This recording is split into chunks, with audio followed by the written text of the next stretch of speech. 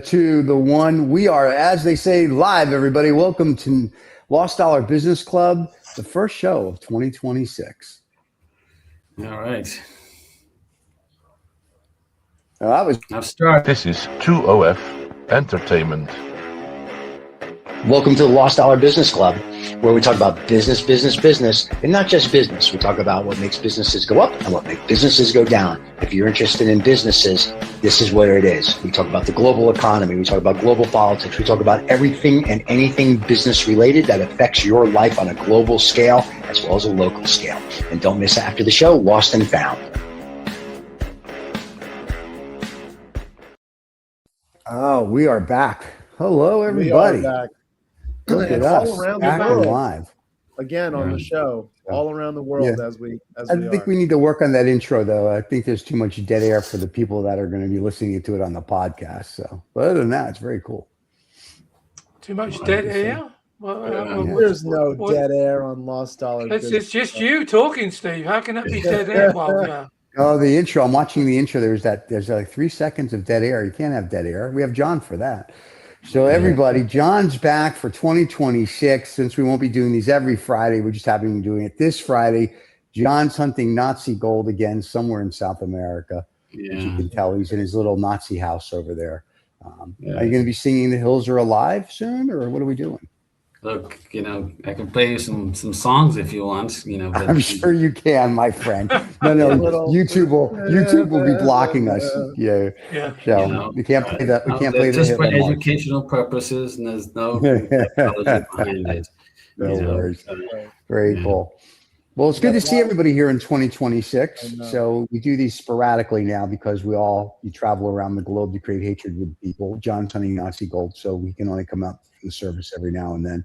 So let's start with some stats, though. Do we have some stats on how amazing 2OF Entertainment is going after 2025? Do we have year-end stats?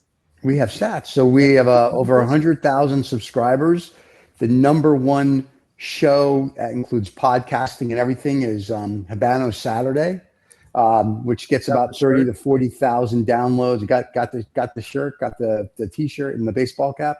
That does about 30 to 40,000 downloads on the podcast around the world. Then No Snobs or Knobs comes next with about 10 or 15. And then when we do the live Lost Dollar Business Club gets 5 to 7. Nice. And then we've got a whole bunch of other shows. And this year is the 5th year of 2OF Entertainment. 5th year. My goodness. 5th year. Yeah. 5 years. Half decade, as some would say. Half decade, yes. And then last year, for those that remember Randy's art show, Rusty's Art, there was a group of guys that bought 6 of the Creationist Steven hoodies.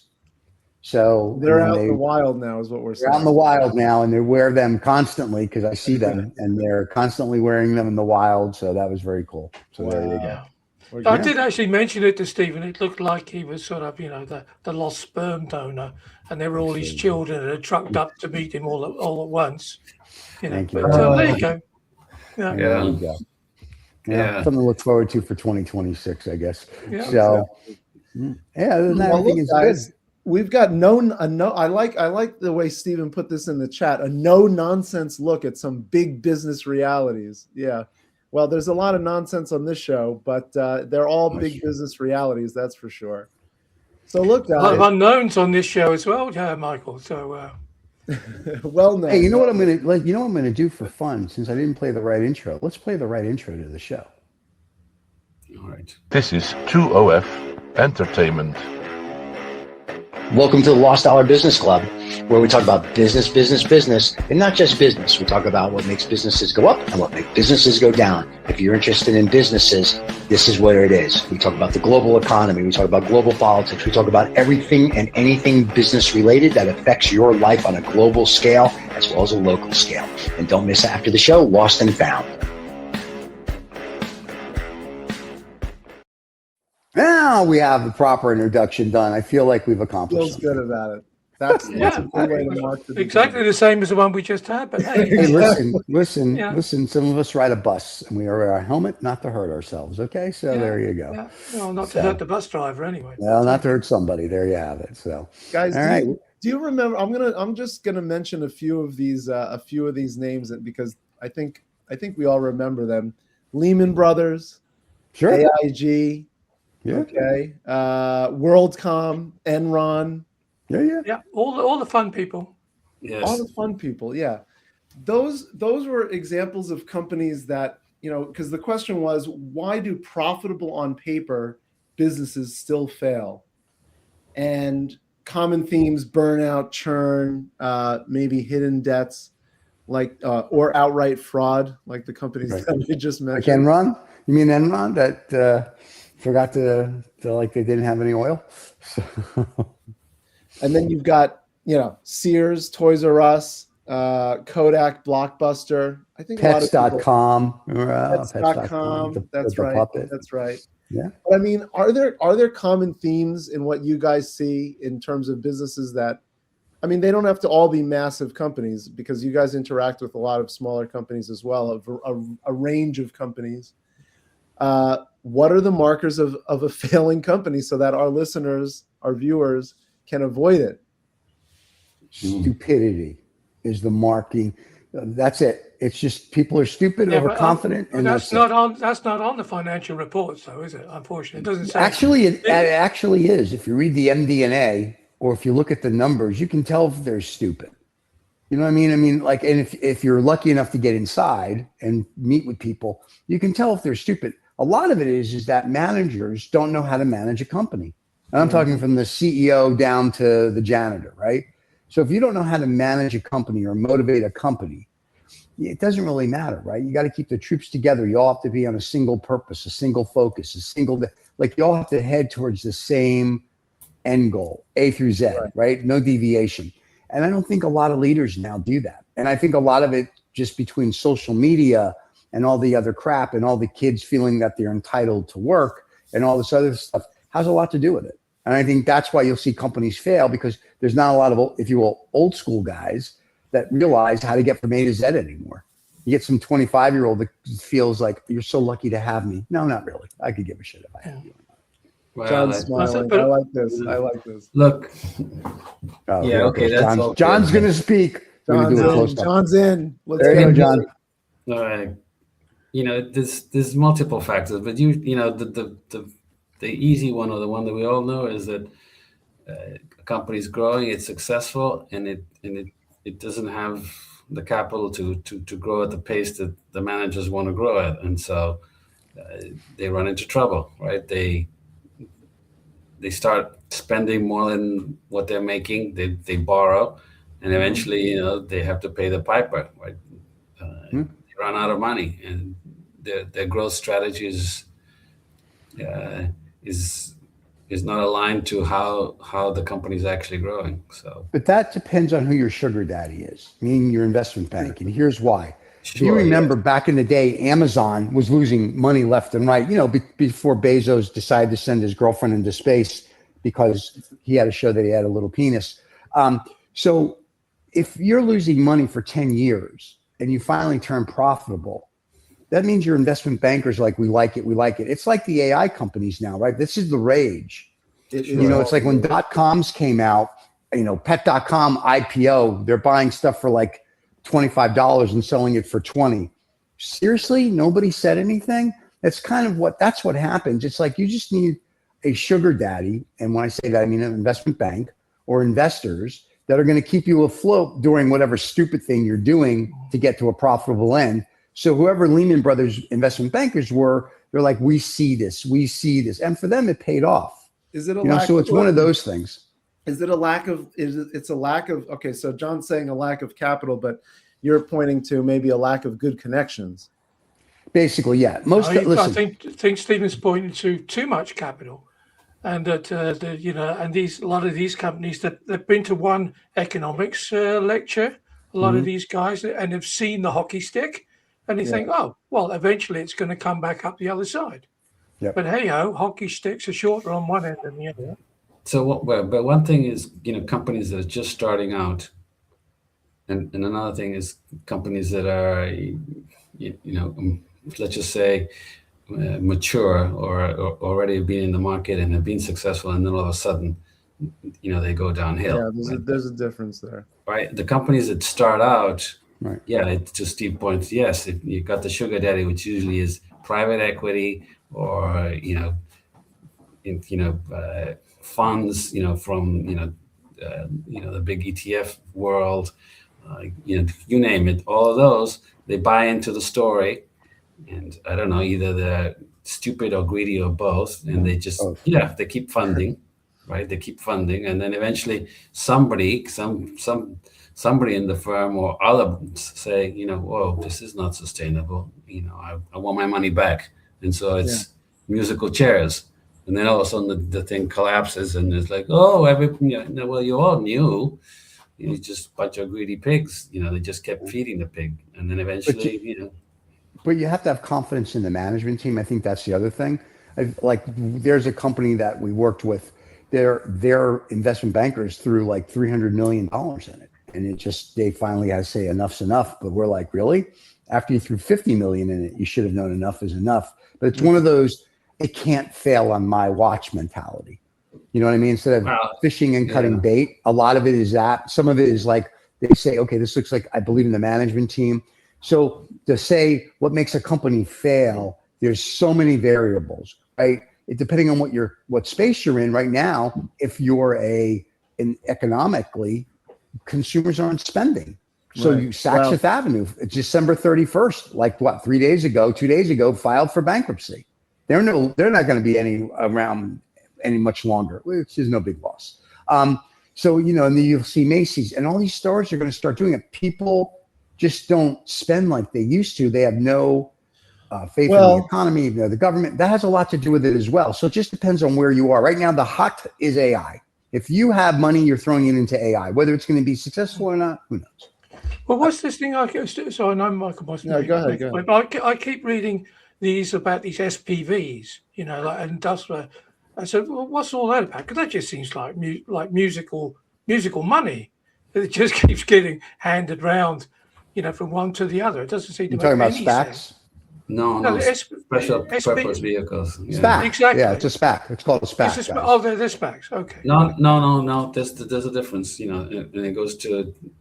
Special purpose vehicle is almost it's going to be pretty much like a SPAC. A special purpose vehicle means you have to invest within 18 months. You're setting up a certain account. A SPAC is something you want to take IPO. So really, at the end of the day, these are the ones that are not IPO. I was reading this about this incestuous relationship that all these AI companies have with hardware and software. Right. Oh, you're talking about the AI. Circle. So they're just issuing the SPVs now. I originally thought they'd all bought cars, but that's just me. But so I didn't really understand that. So why? What is that? Because there was reference in that particular article I was reading. It was reference to the Enrons of this world. Right. Daisy chain. Daisy chain's a wonderful thing, man. You give to A to give to B to give to C to give to D to give back to A. It's just a circle jerk, and that's what Enron was. If there's a great book that came out, I can't remember the name, but it actually showed your SPVs, and it was like Enron gave to their company A, which gave the company B, which gave the company C, which gave the company D, and then the E back. Smartest guys in the room. Yeah. So SPVs is I guess a obfuscation tactic because your company is has taken on too much debt, so you create a company and that company takes on the debt for the mother company. That's really all it is, and eventually obviously that eventually collapses because you can't make payments, and it comes back to the main corporate entity. But it's just a way of increasing your leverage because you can't do it essentially on your own. The company A, let's say, is the product company. And let's call it OpenAI. OpenAI has taken on equity investors. They've taken on debt. They've issued some kind of a bond. Right, they've reached the limit technically, and so what they try to? Well, we need more money. Well, let's create a special purpose vehicle, SPV. We'll borrow money through that entity, and then that will fund, the main company. So it's taking on additional debt. And, Yeah, you know, without Is that not a red flag then? yeah, it's a huge red flag. Yeah, Because it would appear that in the past it hasn't really worked. So, like Yeah. they always have, we're obliged in Europe when it says, the investment results of yesterday are not a guarantee of the investment results going forward. They have to put that now on all financial products. Well, look at it So- this way. Is it going to work? Miracles do happen. But if you start doing with SPVs, it means that you've reached your limit and you're trying a back door. But that's not true, John. Some SPVs are successful. So I would say, it's like a 50-50 or a 90-10, you can pick it. But there are SPVs that are successful, that they do, what they're intended to do. But to your point on the larger scale with OpenAI and others, when they start doing it and, they're look at this, then that's a different story. There are smaller SPVs no one's ever heard of, whether it be in banking or in other entities. They're done just fine. Like, they have guys that sit around a room that actually have IQ points. They figure it out and they do it properly. So I think that has a lot to do with it.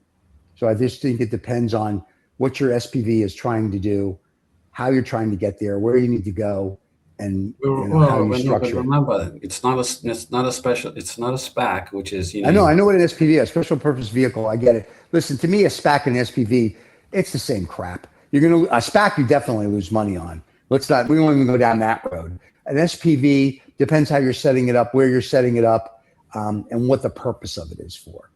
Some companies set them up just to hold patents. Others hold it up for your debt, whatever it is. It just depends. But there are some successful SPVs, I think. So it just depends. Yeah, but it depends. But it also, to the point of financial reporting, the parent company doesn't show all this debt. That's why we created another company. Well, that's why you had 2008, because you didn't have to mark to market. You didn't have to do anything. You could just make up crap. And it still happens to this day. All of these risks off the books, basically. You as an investor look at company A and you say, okay, it's got all this, debt seems reasonable. You don't know that they have 10 special purpose vehicles that have borrowed all this money. Are they obliged to do that, John, by law? Are they obliged to? No. The way it's, the way the structure is, it doesn't get reported on the financials of the essentially. And once again, this goes back to the way things are done. Like, a real management team isn't going to do a SPAC or an SPV, right? They're going to say, hey, listen, we have to borrow against our thing. But now that goes off. So let's forget the management team. Your SPV, once again, who's your sugar daddy? Who's the private equity group? Who's the private credit group? Who's the investment bank? Like, they don't care, because they're the oldest profession. And I've said this before. We make money when we get out of bed because you have to pay to talk to us. So if I do an SPV with John's company, whether they're going to make it or not, I don't give a shit. I just made $25 million. I gave them debt. I gave them a line of credit. Right. I don't care. John's company can fail tomorrow. Are you talking then about just facilitating that, Steve? Yeah, if you're the facilitator, if you're the investment bank, the private credit group, or the private bank, or the PE group, or so where does that money group, come from then? Does that money come from? From investors, from up on high, Yeah, listen. All that magic money. All that yeah, from the magic money tree, I'd forgotten about. Right. Yeah. But if you're playing with trillions and trillions of dollars, and I give John's SPV $100 million and he loses it, I don't care. I probably made $5 or $10 million on that deal. So these investors lost money. Big deal. They'll make it up somewhere else.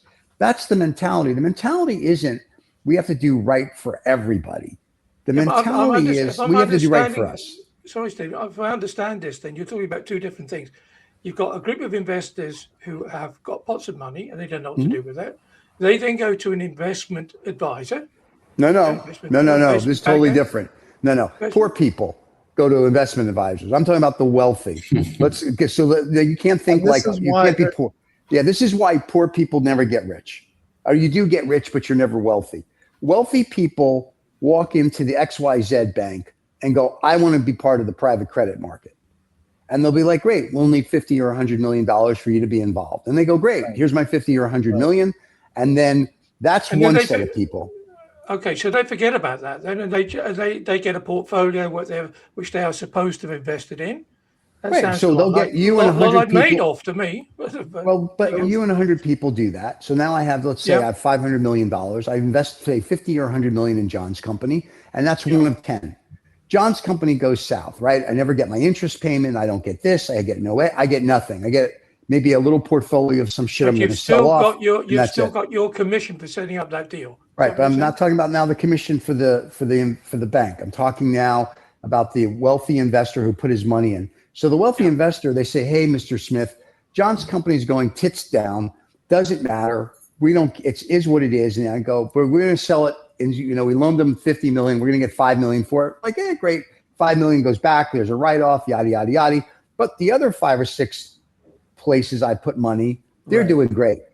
So some of them I'm going to make 1 or 2 times my money. Some of them I'm going to get. So really, my 50 or 100 million that I put into this, I'm going to probably get back 200 or 300 million, regardless of John's company. And that's the mentality that these banks, if you will, or private equity or debt lenders or whoever, that's how they think, right? They're only worried about the interest rate that they get, the quarterly payment, and will they get all their money out? And if not, they look at the full portfolio and say, well, here's 4 companies. Out of 4, one's going to fail. The other one's going to do okay. And the other 2 are going to be my, home runs. Okay. Me as an investor, I don't care. I make 2 or 3 times my money. Does this mean, I mean, this kind of blends into this idea of the hustle culture. So, because one of the other topics we brought up is the nonstop grind really the key, or should you just become an investment banker or get into private equity and do what Steven's talking about and somehow elevate yourself into the world of being being in that world of being close to the money? Is hustle culture inherently flawed? Well, no, look. Steve paints this picture where you got 50, 100 million. You're gonna triple your money. It's a figment of his imagination, because private equity overall has basically, it does 6-7% returns. Occasionally, you'll see something and boom, it makes a bunch of money. That it's not that, if it was that easy. It is that easy, John. That's the problem. So poor people, 6-7%. Wealthy get much more. There's a very big difference between what you, the public, see and what wealthy people see. Okay, so when you say, you're right, John, private equity for the average person, you're going to get 6-7. Maybe if you're lucky, you'll get 10. For someone who has a 50, 100 or more liquid, they're getting many, many more times than that. So, and they're not getting 6%. They're getting 2 or 3 times X. There's a very different mentality about somebody who goes and I'm going to write $100,000 check to this hedge fund. They don't give a shit about you. It's $100,000. They don't care if you lose it or win it. I write you $100 million. Ooh, excuse me. That's real money now. There's a big difference between, if you will, rich, middle class, poor, whatever you want to call it, and the wealthy. Well, that's the problem that people don't understand. They're talking about, people are starting to talk about and have talked about for a while, this idea of the K-shaped economy where, Stephen, earlier in the show, you said that people aren't buying anymore. Well, the reality is most of consumer spending now is driven by the top 1%. And the reality and you're welcome. The bulk of people aren't buying, but it almost doesn't matter because the people at the top are buying. And it's just that the shift in the economy is going to satisfy the needs of the super rich.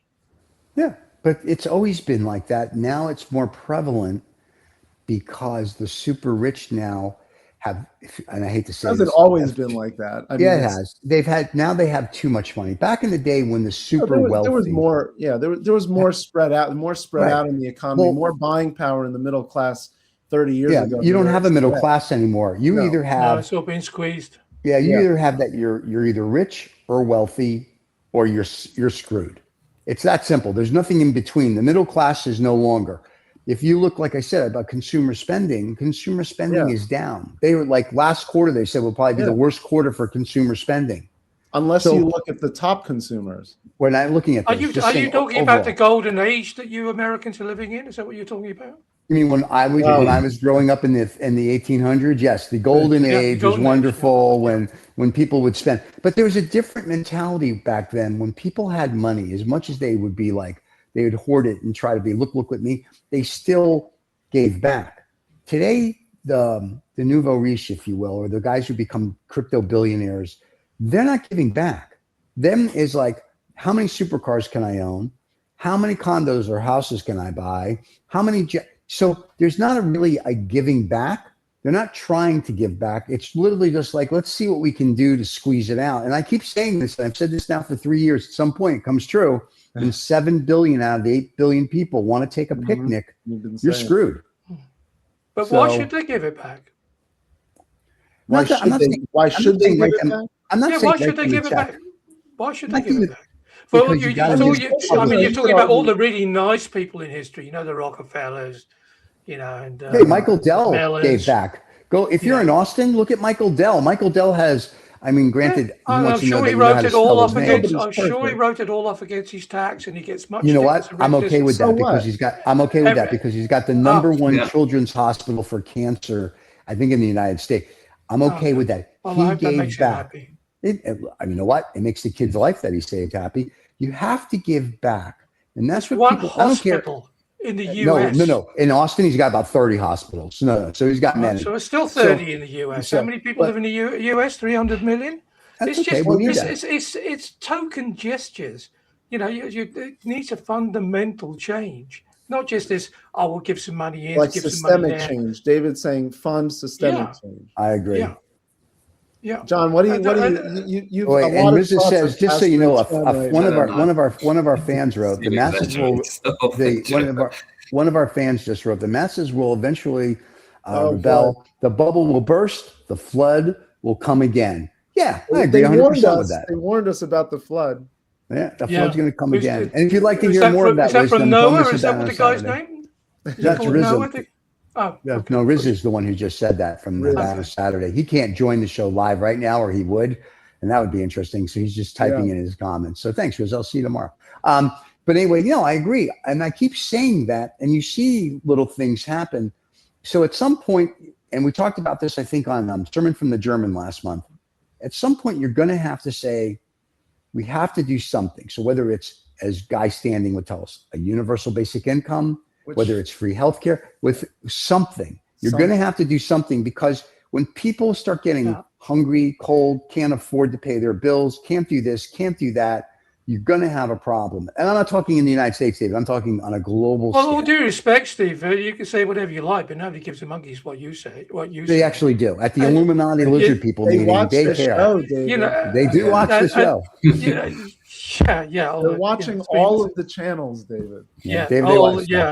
Listen, tomorrow night when I'm at the club having my cigar like a gentleman, eating my dinner with my 50-year-old scotch with the lizard people and the Illuminati people, they'll discuss this, because this is important, and this is something that comes up in topic, just so you know, quite a bit. Should. The reality is, aren't people at the top benefiting from the system working? And if there's systemic risk to the bulk of the people at the bottom, that you would want to solve that so that there's less risk? They're just running as fast as they can.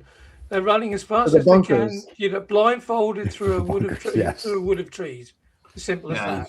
And they just hope they can get out the other side before they bang into something serious. What do you got, John? And you see at it. The end of the I was going to say, at the end of the day, we have too many people in the world, and so all these differences. Pandemic, then.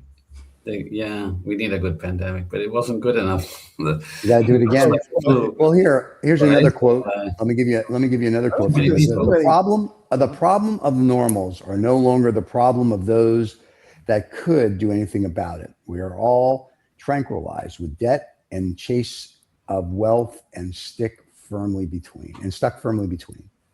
So that's a very interesting thing. You can read that on your screen too. Yeah. Rizza writes. Rizza's very philosophical. That, Yes. Rizza's Rizza's trying to take over a small third world country for 2OF Entertainment right now, so he can't come on because the gun shooting behind him. There are a few of those. But I'm just saying, he's right. The problem is that these companies don't give a rat's ass. Think about it. Go sit with Jamie Dimon. Go, Jamie. Tell me Jamie doesn't care. Jamie just cares about his stakeholders. And I don't blame him. And he cares about his bank and how much money he's going to make. Last year, there was $4.2 trillion deals done. Yeah. That's the second highest year ever. All right. Wow. Do you guys see any of that? Probably not. We did. No. So my point is that nobody gives a shit about the little people. They barely give a shit about the super wealthy. Yeah. Think about it. Nobody cares. The only person that cares if you're super wealthy is the Rolls Royce dealer or the Bugatti dealer or the, you walk into the dealership, they get a chubby because, oh, there's $3 million. Or the guy who's selling you an island.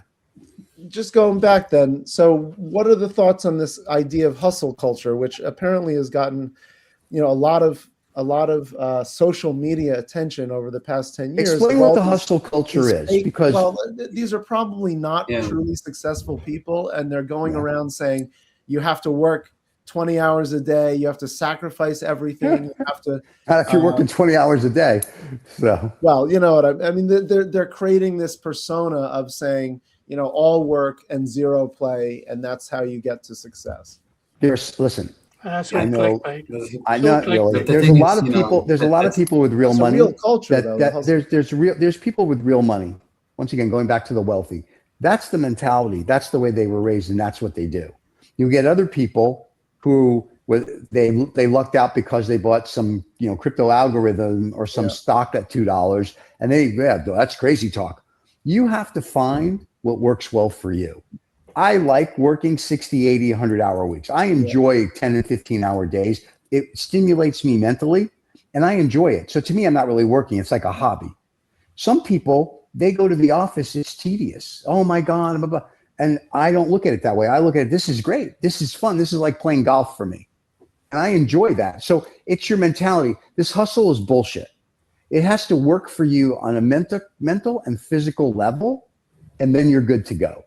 If you're doing it because some asshole on YouTube tells you to do it, or some guy on TikTok or Instagram, then you're an idiot. You have to do what works for you, your family, or whatever. Everybody is different. Increasingly, and I think this is why people are leaning into the concept of hustle culture, especially younger people, because increasingly the existing jobs that are out there don't pay enough to even, to really even raise a family, consider raising a family. Yeah, I don't want these people with family, so we're good. So that might be part of it. That might be part of it. Young people. So basically, you're just saying more. It's not so much what your definition of success is. It's really the hustle culture is really because people can't afford to on one job to make ends meet. Right, that's, exactly. I think where you're that's going different. That's different then. That's much different. than. But it's a bit like people resort to saying, I can't make a living in a regular 9-to-5 job, and so I'm going to resort to coming up with a crypto algorithm or finding some way to scheme the system, game the system. Oh, gaming. Okay. Isn't it just a sort of self-fulfilling? It's a bit like, when the economy really is tanking, like it is in a lot of places, the sales of lottery tickets go through the roof. Right. And so all these people who don't have any money, they're feeding into the algorithms, into the social media, and all they're getting fed with is all these people who say hustle, hustle, because they think it's a solution to their problem. Yeah. But but the problem is that they're not getting any useful information. Right. The algorithm's just woken up to the fact, that's what they're looking at, and they're continuously feeding it. And then other people say, that's a successful channel. That's successful on YouTube or on TikTok or whatever. I'll go and give all that spiel, and so I can make that money. Listen, and I always have to think about the old advert in the newspaper about send me £1 and I'll tell you how to get rich. Right. And you used to send letters back to people saying, put an advert in the paper saying, send me £1 to get rich. That's how you get rich. So we need a fundamental reset, and it'll either happen politically or militarily. It's certainly not going to happen socially, I don't think. But that's my prediction for 26. Yeah, on the barricades, boys, get your helmets on. Yeah, we're going to Pluto. So Rizzo says the world is obsessed with individual gain, and the collective gain has therefore vanished. Yeah, that's a fair point. A loss of social morality. I agree with that 100%. Yeah. Yeah, where's That's the social exactly what- thinking? Where's the collective thinking? But then if you even say the word collective, then you're labeled a socialist, and then you're ignored. Democratic People are gonna be socialist, I stupid. think you have to be these days. You know. Stupid is stupid. And that's the other thing. Like, we make no qualms on any of our shows at 2OF. This is entertainment. You can listen to us. You go not listen. right, I don't give Yeah. a fuck what we do, actually. This is When we have No, we guys don't. standing on, or Michael Collins and these other people on, they're just telling you their opinion. That's So right. it's just entertainment. It's not for us to tell you how to live your life or do any of this other shit, right?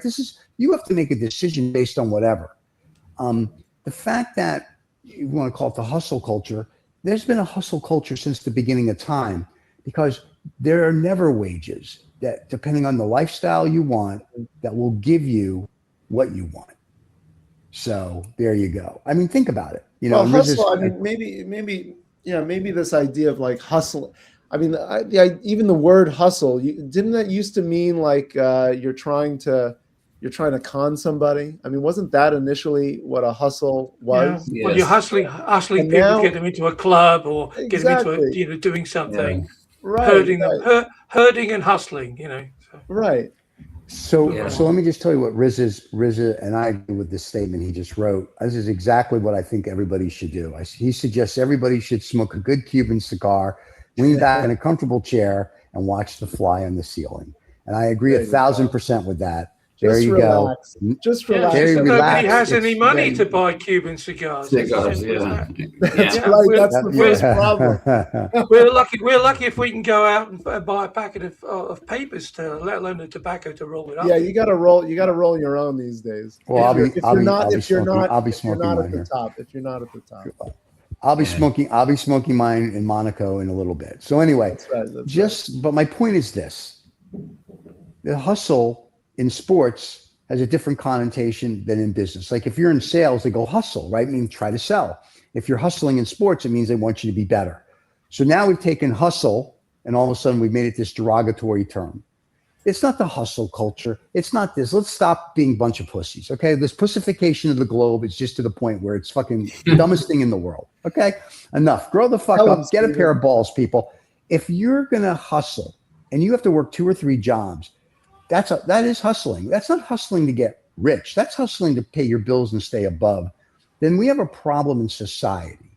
We've talked about this. When a police officer or a school teacher or whoever gets like $50,000, $60,000 a year, I want my school teachers to make $200,000, $300,000 a year. I want my kids to have the best education in the world. Why do I need to, as a parent, spend what it would cost to send a kid to Harvard to get them to go to school so they can learn? Because why? Because I pay some kid out of college $40,000. They have the room with 17 people, and now the schools don't even give you pencils. You have to bring your own. We have gotten to a point that we have become a third-rate country. And until we turn it around, and Donnie, you want to turn it around? Chop, chop. Chop, chop. Turn it around. And if not, then let's stop with all this bullshit and all these terms, and let's get back to where Americans had balls. We have no balls. Our balls have been clipped. It's a golden until age you're America living gets in, it, that's guys. Well, it's Enjoy the it. golden age, Golden exactly, age. David. It's the I golden can see age. the sun shining behind you, Stephen. But It's a always, golden- always a golden age for who? Or Yeah. for whom? Yeah. Well, and for and us, of course, of course. I had What do this you got? What discussion. do I'm you glad got, John? John's on the show, actually, because I remember having a discussion with him quite early on about tariffs. How tariffs doing, John? Are they making everybody rich? Tariffs. Are they making everybody rich? You remember? Yeah, John, tell us about the tariffs. Look, Yeah. have you? If you look at the statistics and the numbers, What, the ones tariffs were supposed to the be- Trump regime actually owns, the ones that they're letting you see? no, Oh. just look at it. Okay. Tariffs were supposed to bring all sorts of Trillions. calamities. Brilliant. They haven't. Inflation is not up. You said inflation is going to go back up to 7-8%. It hasn't. Hasn't Not yet. because look, the only reason you get inflation is the only cause of it is when you get government spending, right? Yeah. That What you creates got now is stagnation, which is even right worse. when you print currency, right? And that's what the government does when it spends. It prints currency.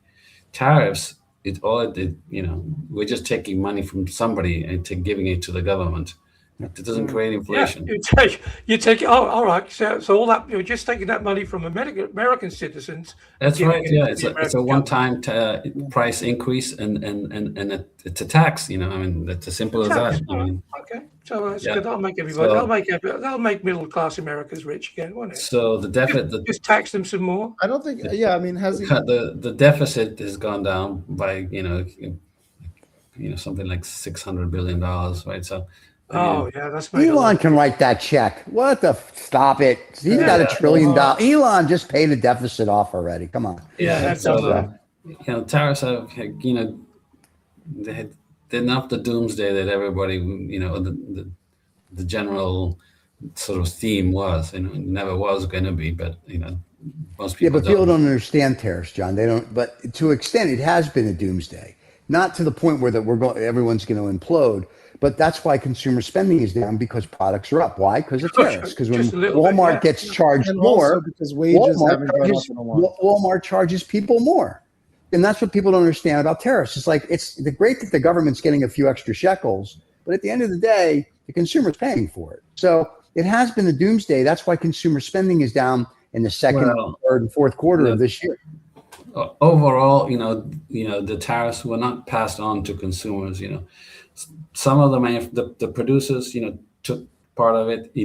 Then the people that imported took a bit of the cut, and then also the consumers. So it wasn't like, okay, we have this tariff, we're going to pass on to consumers the entire amount. So it hasn't really been pushed completely on consumers. So, but it did get pushed on consumers. And remember, if you're on a fixed salary, or you're on food stamps, or you're on government assistance, or you have to work 5 jobs to pay the electric, I don't care if something goes up 25 cents or $2.50. That is not in your budget.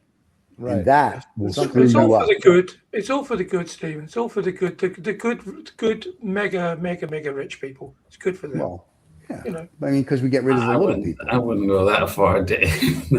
No, even I have something for Lost and Found. Even the rich people are having problems, and I'm going to tell you about that when we do Lost and Found. Rizit actually has just summed this up perfectly, just to let you know, this is a true statement. I hate to read this, but I'm going to, because it's on the screen and people can read it anyway. He says, we have a show, which is true, called Habano Saturday, where people send us money to smoke cigars. And that is a true statement. We have many fans on Saturday that will thank us for the show and actually send money, Nice. which is and we love them all, but it's one of the funniest things. And it's great respect, because we understand why they're doing it, because they enjoy the entertainment we provide perhaps them. people who really enjoy this show can send me money so I can pay for my heating. That would be great. No, David, they don't send you money. They send the show money, because they know that we here at the Illuminati Club are going to use that for something that people need: cigars and scotch. So there's a difference. I'll just remain poor and hustled then. There you go. That's okay. We're good with that. So you can cook some tulips for dinner then.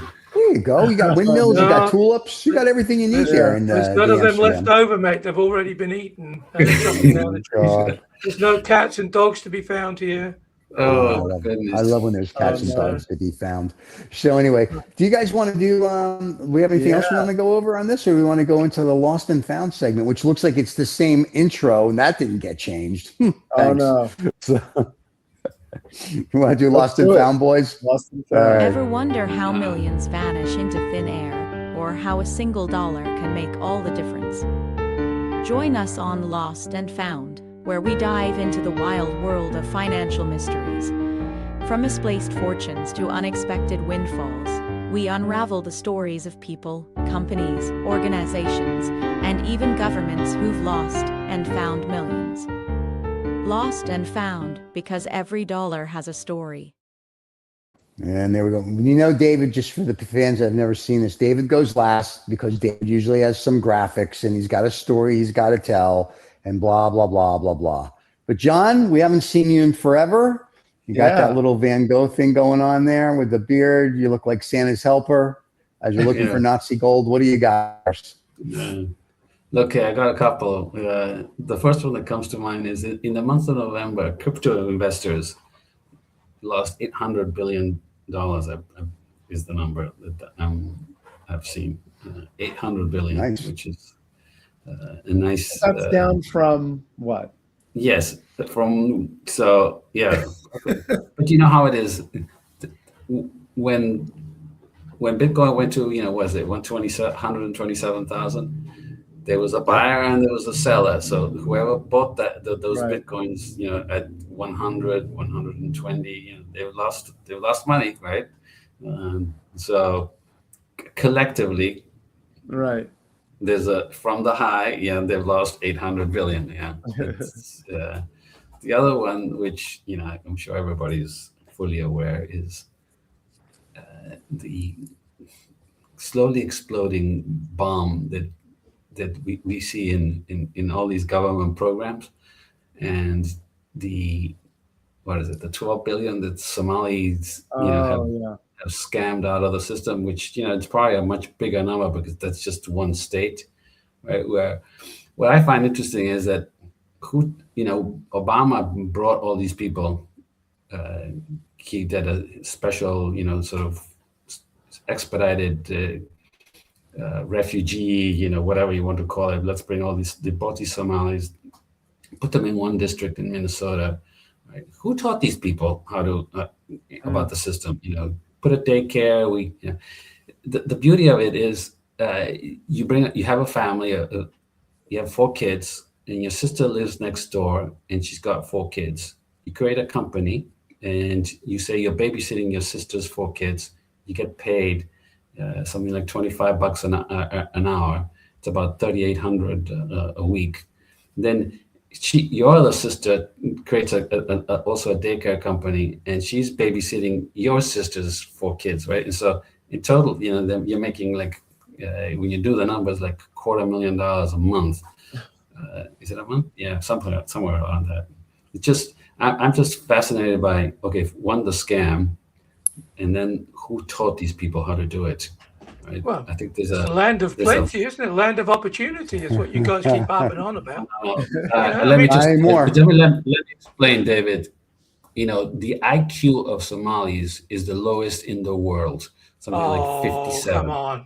Come on. No, straight out of the UN.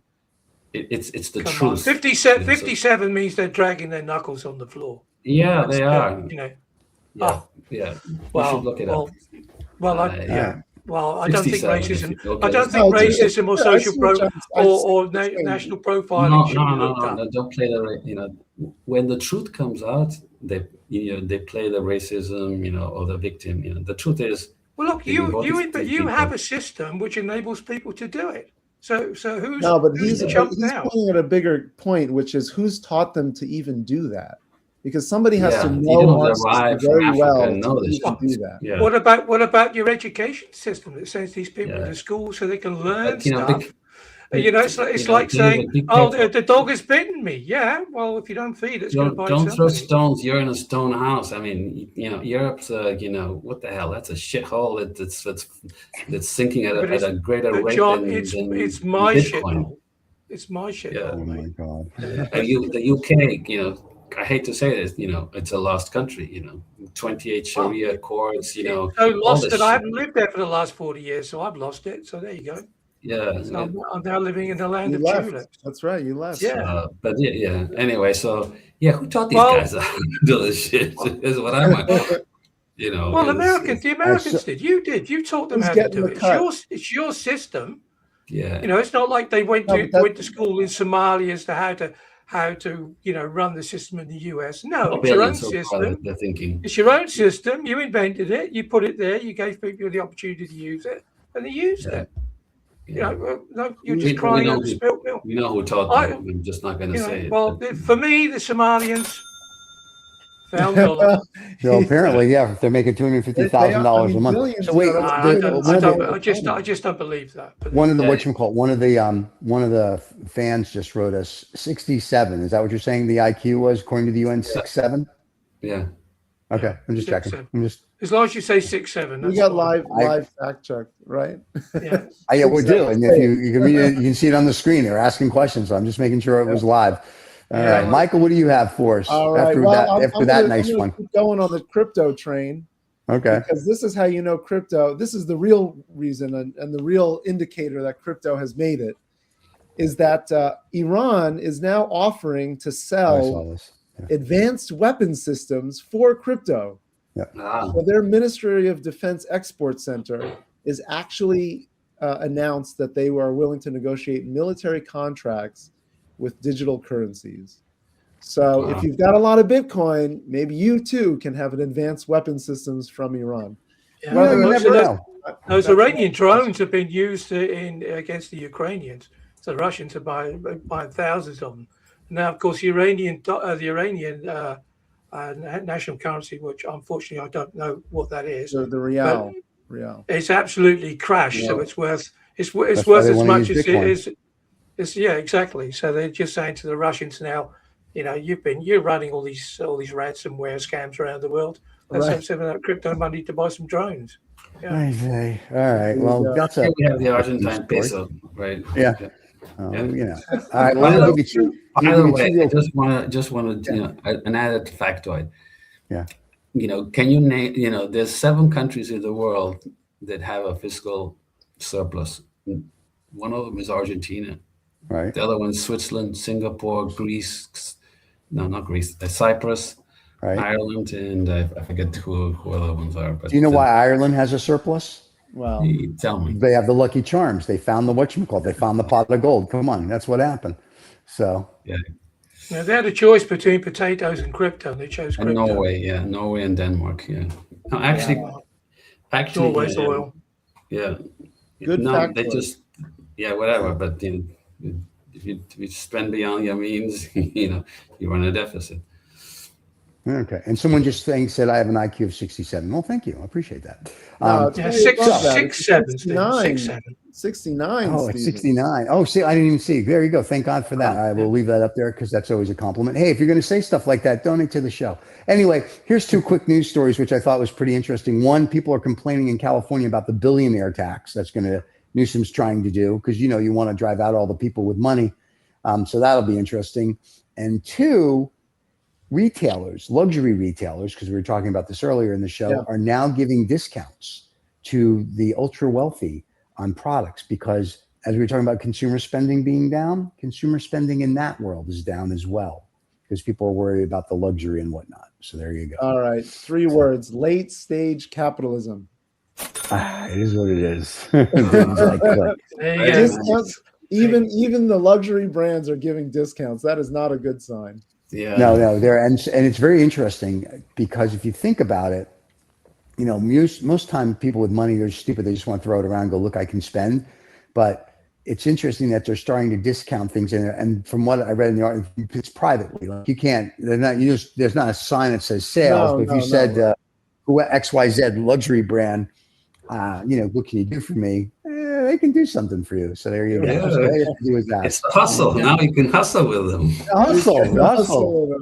Keep your billions. That's probably always been the case, but people with money just don't care. They just say, "Well, I'll have that." Every salesman's dream. I'll have that, please. I'll have that. So they just wrap it up. And now they've got to think, that's my last 250 million. I better just ask for a discount. Yeah. Maybe they should take around their own violin band to play all the time when they go and buy something. My heart's bleeding. My heart's bleeding Anyway. too. All right, David. What do you got? What do you got Good for us, deal, David? Dave. Well, Here I we wasn't. go, kids. I thought this might. Well, there you go. Talking about making people rich.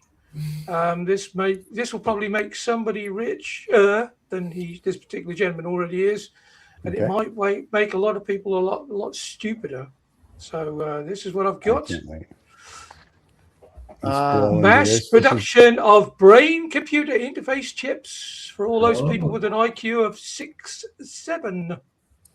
or 69 apparently. So there you Yeah. go. So You just need to keep your head down with 6 and 9. But there you go. oh my God. So there you go, So, kids. yeah. You too can get a chip. Yeah. Brain you implant too chip. can get a chip. Yeah. Oh, they. That's what you need. This is how you can get Elon Musk plugged into your brain. Yeah. If you really want them to be plugged into your brain, there you go. You too can get a chip. I'm waiting for when the first person has that because that should be very interesting, I would think. Well, no, the first consumer grade, first person to raise their hand and say, "Yeah, plug me in." Yeah, it will be Elon. after that, I want to see, like, I don't think it will be Elon. I think he's going to wait and see what happens. I don't think it will be Elon. I keep talking. There was a Outer Reach episode that was done when they did the remake of Outer Reach in the 90s, and about people that had chip implants. And this one kid, for whatever reason, couldn't have a chip implant, so he had to learn the old-fashioned way, how to read, how to do this, and how to do that. And something happened to the supercomputer that controlled everything one day, and none of them now knew anything. So this kid, like 20-year-old kid that read books and painted on his own and explored, was now the smartest person on the planet because he didn't get a chip implant. Was he a Somalian? Is that what you're No, trying he's to a say? Somalian, so I don't think we were worried about it then. So I think that I'm fascinated by the IQ thing with the UN, though. What did they do? Test the population? That's just mind-boggling. Okay, so I looked it up, and again, it was originally from Richard Lynn and collaborators, and they did a. Wasn't from Project 2025, for instance, and they didn't bring out their own robot. Yeah, but it was. Is it in a brown leather bound document with sort of light brown document? Yeah. So it is 68. Maybe they think now it's 82, but with having come to the US and scammed us all out of billions. Well, by definition, they couldn't do that with such a low IQ. But thank you to the American education system, and you guys, you just get what you wanted. The land of plenty. So you brought in loads of people, and they've taken plenty of money from you. Happy days. But David, the funny thing is, how many did you import into Europe? 2 million into Germany. Just from all sorts of. They're all welcome. They're all welcome as long as they want to come to work. David's words. They're all welcome. Yeah, all welcome. Yeah. When you get there, tell them David said you can. If they want to work, unfortunately, the system is stacked against them. So then a lot of people who come here who want to work, people who just come for economic reasons, who don't want to work, just want to fleece everything. No, we should just close the borders to them. I think that just makes sense everywhere. Do you think you'll be taking on more wives when the caliphate comes into control? I'm just wondering. The caliphate? We're not worried about the caliphate, John. We live in an integrated society. We don't need to have white dresses on and pointy hats. Or the odd cross to burn. We're not too much worried about that. I would have pointed hat and white dress. Yeah, I mean, you can hardly contain the fact that it's not. But okay. Yeah. Well, we'll build a wall after Mr. Trump's finished building his.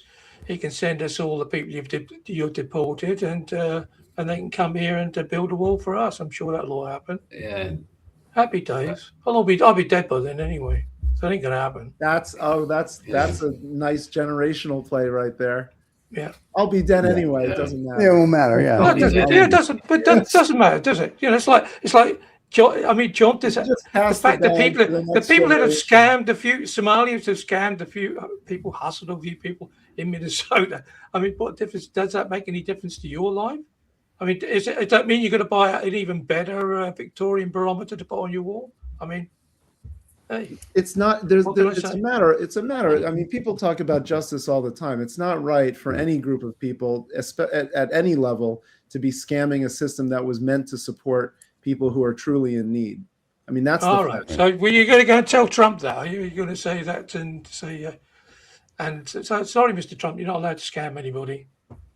So, Yeah. I mean, did you throw that argument? It's sad, David. Really. Yeah, no, it's not. It's just very easy to point to one particular group and say, look, whatever they could be, they come from Fairbeckistan. I don't care where they come from. It's just that, look at what all they're doing, and that's all due to all that happened before. I mean, Trump can't stop talking about Biden.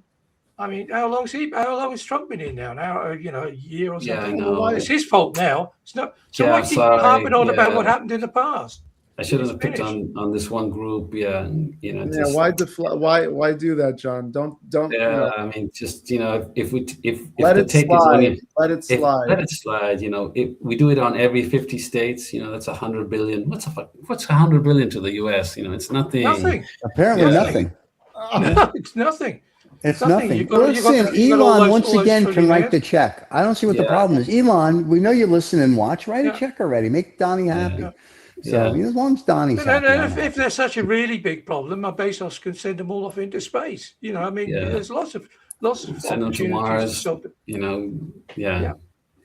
Yeah. Yeah. Well, All on right, that this note, shows- we're in 2026. We're at the Six. hour mark. We're at the Yeah. 1 hour mark We're out of here. for our All show. right. Thank you, gentlemen. This was a good one. This was a Yeah. good Gentlemen, it's always good to see you. Start the year. Fans, we will see you sometime again in 2026 when the four of us can get together on a Friday morning and do a show for you. And that's it. If not, David has what he calls, what do you call the Lost Dollar one now that you do with AI? Deep dive? Oh, they're deep dives. Yeah. We're doing Okay, deep so dives. if not, on Right. Fridays, you can watch Lost Dollar Business Club's deep dives, which are actually Yeah. pretty interesting. I just watched the one on Swiss banking. I got excited because it had chocolate on it. I thought we were going to talk about chocolate. So that's an interesting one. We'll rebroadcast this one later today.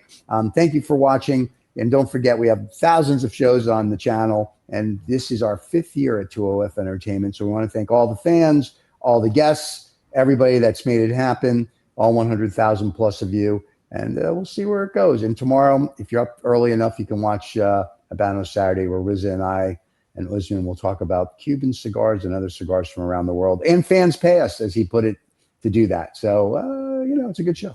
So, and then Enjoy. at the Illuminati Club, we all talk about it. So there you have it. All right, kids, have a wonderful 2026. Enjoy the rest of your Friday, and we will see you when we all see you. Cheers, everybody. Bye-bye.